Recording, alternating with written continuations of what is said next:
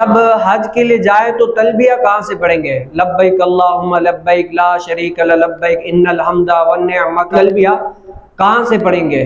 کون سی مقام سے پڑھیں گے؟ تو حضرت سیدنا ابن عمر رضی اللہ تعالیٰ فرمایا کہ میں نے رسول کائنات صلی اللہ علیہ وسلم کو ذوالحلیفہ مقام سے ایک سواری پر، یعنی وہ مقام ہے وہاں پر ایک سواری پر رسول کائنات صلی اللہ علیہ وسلم کو سوار ہوتے ہوئے دیکھا، تو جب وہ اونٹنی سوار ہو رہی تھی، کھڑی ہو رہی تھی نا، تو حضور علیہ السلام نے تلبیہ یہ پڑھا، لبیک اللہم لبیک لا شریک لبیک۔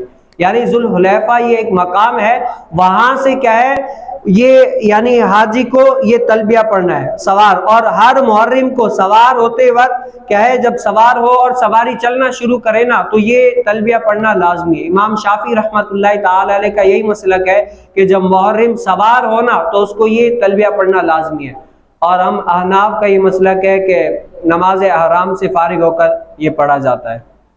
اور اسی طرح ایک اور حدیث مبارکہ اسی میں بھی یہی ہے۔ اور حج کرنا کیسی تو عبادت ریاضت ہے، آج جو حج کے لیے جا رہے ہیں نا بڑے خوش نصیب ہے۔ حج ایسی عبادت ریاضت ہے کہ اگر جس طرح حج کرنا چاہیے، جس طرح اللہ تعالیٰ نے حج کا بندے کے اوپر حکم دیا ہے کہ اس طرح حج کرو، اس طرح اگر بندہ حج کر لیتا ہے نا تو اس کے لیے خوشخبری